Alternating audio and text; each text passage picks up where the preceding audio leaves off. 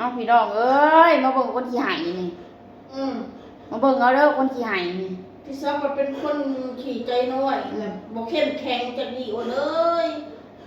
ตายน่ะสวยกูรู้เป็นมาเป็นยังไงเพิ่นน่ะนอนก้นโอนน่ะนอนบ่หลับพี่น้องเอ้ยนอนบ่หลับแล้วเพิ่นน่ะน้อยใจเอ้ยแล้วเว้าตื่นน่ะ8 โมงแล้วน่ะตื่นโอนอาบน้ำอาบในพอได้แล้วนอนน่ะอยากไล่ว่าซั่นเว้าซำนี้ซื่อๆมื้อเช้าหั่นน่ะพี่น้องเอ้ยน้อยใจนี่มึงกับปากค่อยโน่นเอาน้องตัวเองเว้าสิเป็นหยังมัน8 โมงอาบน้ำอาบในออกไปหากินข้าวกินน้ำแล้วเนาะหากวนของมันหากวนของนี่เป็นน้ำข่อยเองกับแม่นแล้วข่อยนอนบ่หลับพี่น้องเช้านะโอนเลยเช้าให้โอ้ยเอาน้อยใจจะเกิดขอโทษสนะพิษอีช่างโตก็ได้ให้เช้าให้นะเว้าว่าหางานเลยสิอยู่คนละบอนว่าซั่นเด้ข่อยว่าน่ะพี่น้องเอ้ยอยู่คนละบอนเอาเนาะเป็นบ่เป็นหยังดอกมั้งว่าอยู่คนละบอนเอาว่าก็อยากอยู่น้ำเอื้อยอยู่คนละบอนได้นั่นใดว่าอยู่คนละบอนอันบอนนั้นที่ว่าสิไปเฮ็ดเนี่ยมันเป็นมันมีห้องเดียวเลยนอนกันหน้าข่อยย่านข่อยนอนบ่หลับความคิดของข่อยน่ะพี่น้องให้เลยน้องสาวข่อยน่ะเก็บเสื้อผ้าเฮาสิเมื่อ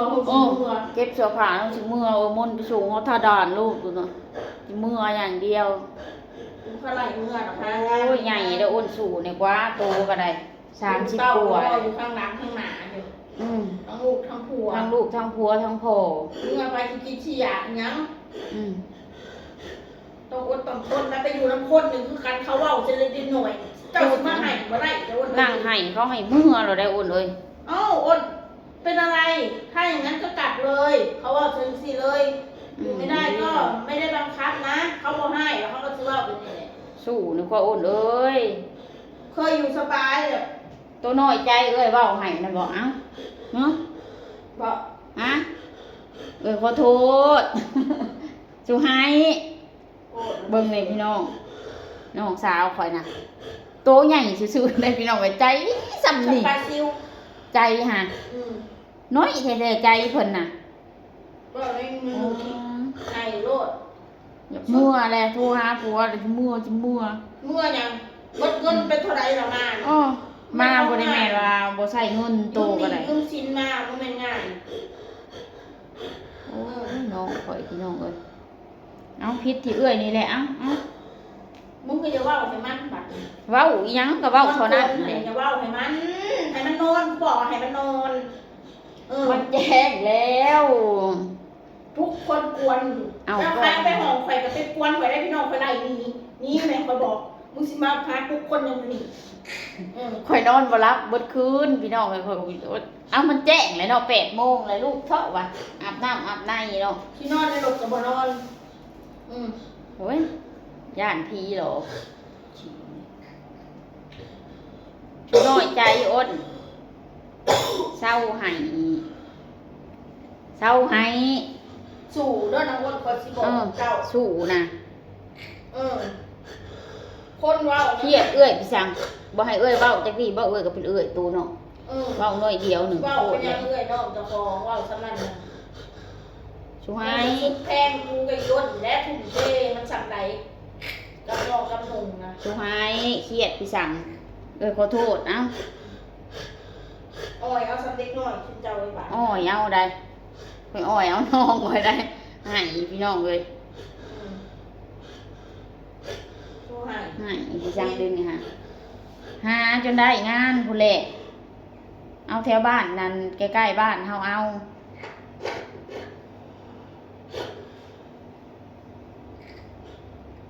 สู้แล้วต่างคนต่างมีภาระยังว่ามานำกันเนี่ยนี่แบบเป็นแบบนี้มาได้นะความหมายของอ้นนะคันไปหาว่าคุยกับน้องคันหาเหตุงานแถวมุกดาหารนี่อยู่คันอยู่คนละหม่องเด้อยู่คนละหม่องเอาก็ได้มั้งนะแบบบ่ต้องอยู่นำกันแต่มันก็ใกล้บ้านเฮาอยู่สินะช่องไหนเนาะเลย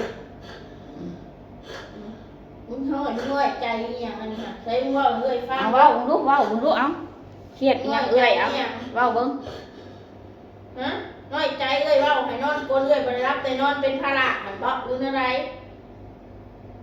ข่อยบ่ได้คิดแบบนั้นเด้อกูสิบอกว่าให้นะเออ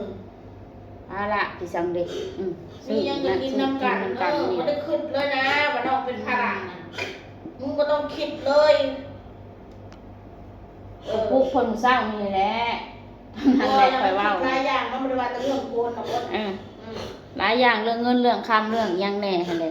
จังหวะคันคือคิดแนวนั้นน่ะโบเผาเมื่อหางานก่อน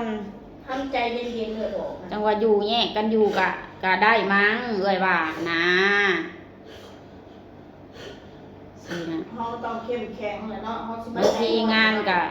บางทีเขาก็อยากได้ผู้เดียวนะบางหม่องก็เขาอยากได้2 คนจังซี่น่ะเขาอยากเอาผู้เดียวบางบ่ มาเป็นบนเงินบนคำแล้วเมื่อโตเปล่าบ่ได้เนี่ย แบบงานขู่มันก็อยากหายากอยู่เลยฉันช้า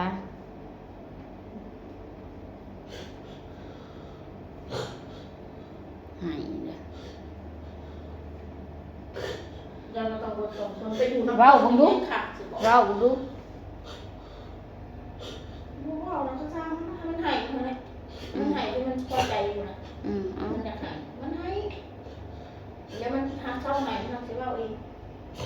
พิษที่ข่อยนี่แหละพี่น้องเอา ไปอยู่น้ำคนจะให้อดต้องทนถือคำเบาการเป็นลูกน้องคนนี้ให้ขาดตัวสิบอกให้ เขาเว้าดูถูกอีหยังเฮาก็ต้องหับได้สีหน้าสีตาเฮาก็ต้องก้มอยู่ในนี่ใด ยิ้มอย่างเดียวแหละจ้า จ้าอย่างเดียว เป็นพวกกูเป็นตาสร้างเป็นเล่าแล้วเรากูอยู่น้ำพวกกูเปลี่ยนสีคือกินกาอีหลี เปลี่ยนสีบ่มนมึง แม่ น่ะ นอีหลีนะอ้นเป็นคนแบบเป็นสตาร์ทได้ไหมอ้นนี่ เฮาก็ต้องเปลี่ยนใส่นิสัยเขาแล้วเพราะว่าเฮาไปเป็นลูกจ้างเขา แม่น เฮาต้องสังเกต เรา นี่ ต้องเรียนรู้คนอื่นเขาบ่ให้คนอื่นมาเรียนรู้เขาการเป็นลูกน้องคนนะสิบอกไว้ให้ต้องอดต้องทนท่านบ่ปานท่านบ่พานมาได้ทุกวันนี้ เป็นน้ำข่อยนี่แล้วนะพวกน้องเมื่อเช้านี้พี่น้อง ค เอ้ย นแต่ว่าลูกเขาก็ต้อง2 คนทั้งลูก เอ ทั้ง อ พ่อทั้งครัวรออยู่ข้างหน้า ทางหลัง ทั้งหลังทั้งหน้าทั้งกันเลย พอแล้วทางหน้าคือมันสิเดินทางไปหาเหตุงานแนวนี้ทางหลังผู้เขารอถ่าเงินนำโต บ่แม่นเราถามถึงหากันแหละบ่เต้ เว้าเต้แล้วก็หาเหตุงานคือกันผัวก็แต่ว่ารายได้มันมันบ่บาลานซ์กับรายจ่ายแบบเสียนะลูกน้อยเนี่ยมันก็จ่ายใช้จ่ายยังหลายแน่ เอาบ่ไว้ก็เอาออกลงมาลูกนะแค่นั้นแหละ โอ้มันยังน้อยโพดได้บ่ได้ดอก มันหักกระจักขวบ ปีหางกับปีปลายนี่เด้อมนช่างว่าแท้บ่ได้ดอก มันกำลังพัฒนามันคัน3 ปีนี่ซ้ำเมฆนี่ได้อยู่ดอก กินข้าวม่วนครับข่อยก็ยังให้กินลูกข่อยน่ะนม ได้2 ปีกว่าคนเอา อดเอาแล้วเอ้ยลูกน้อยเอ้ยก็ยังอดคือกันนั่นแหละเฮาก็ต้องสู้เลยเนาะพี่น้องเป็นแม่คนแหละเฮาเป็นรักแหละอ่อนเอ้ย แม่นเลย เฮาอ่อนแอบ่ได้ได้ บอลแอเลยแหละ เอ้ยเว้าสำนี้โตก็สุน้อยใจคักปานนั้นกลัวเป็นว่าก็ได้ ออนแอนี่แห้ง อืม แย่เลยนะกูสิบอกให้ เอาลูกประจักษ์มันสิปอบนกปอบผู้ใหญ่เนาะเฮ็ดได้ซะลูกสองอะไรเอ้ย ท้อได้จะอย่าถอยได้ยินบ่ สิถอยเฮ็ดหยังให้สิ รู้ รู้ จั จั ก ก คำคม ส่งอันนั้นอันนี้ให้เด้อโต เพราะเราคือเป็นเอานี่ ซ้ำมีใจเราพี่น้องเอ้ย มึงบ่ได้เอื้อยรถเรือมนต์นะมึงแห้งแย่กูสิบอกให้ชีวิต ก็อยู่นำกันเบิ่งกันไปแนวนี้ เบิ่งแย่งกันไปนี่แหละ สวน บ่ กัน ได้ ไว้ คิดเด้อคือพี่น้องเว้าให้นางอ้นน้อยอะเป็นภาระเอื้อยภาระอ้ายบ่เคยคิดพี่น้อง มีแต่คนอื่นนะแล้วว่า บ่เคยคิด พี่น้องมันก็ต้องซอยเรือกันเพิ่งกัน เวลาลำบาก ยามข่อยลำบากยามข่อยอันนั้นข่อยก็ได้ พึ่งพาอาศัยกัน ข่อยก็ได้แต่น้องข่อยงั้น แม่นแหละ ข่อยก็ได้แต่นางอ้น ทีสามีกับพ่อที่ซอย ข่อยก็มีแต่เพิ่นนั่นที่ผ่านมาก็ซอยเรือเอื้อยซอยเรือเพิ่นซอยกันแนวนี้แหละ